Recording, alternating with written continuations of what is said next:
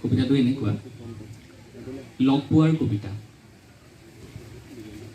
জিৰাঙৰ জোনটোৰ সতে আমি কলৈ গুচি আহিলোঁ শালগছৰ আন্ধাৰত বুদ্ধ পূৰ্ণিমাৰ ৰূপালী ৰশ্মিয়ে মীনা কৰা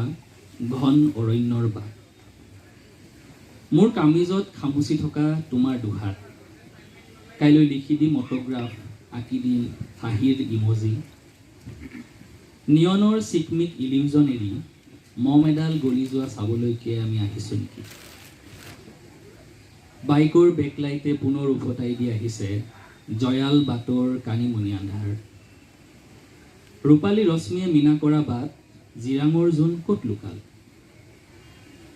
পাৱাৰ কাটৰ আন্ধাৰতে দেখিলোঁ বিজুলী এচমকাত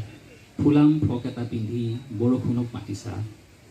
বাৰাণ্ডাৰ পৰা মেলি দিছা দুহাত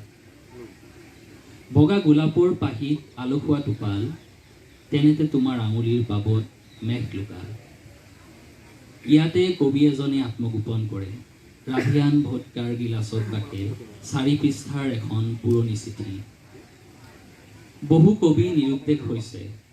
বহু কবি নিৰুদ্দেশ হৈছে দেশ অথবা জাতিৰ নামত জীৱন অথবা জীৱিকাৰ নামত ময়ো হেৰাই যোৱাৰ আগতে তুমি সবানে মোৰ একান্ত বাটৰ সহযাত্ৰী বনৰীয়া পথবোৰ চলাচ কৰি আমি বিচাৰি যাম আদিম অৰণ্যৰ জলপ্ৰপাত ধন্যবাদ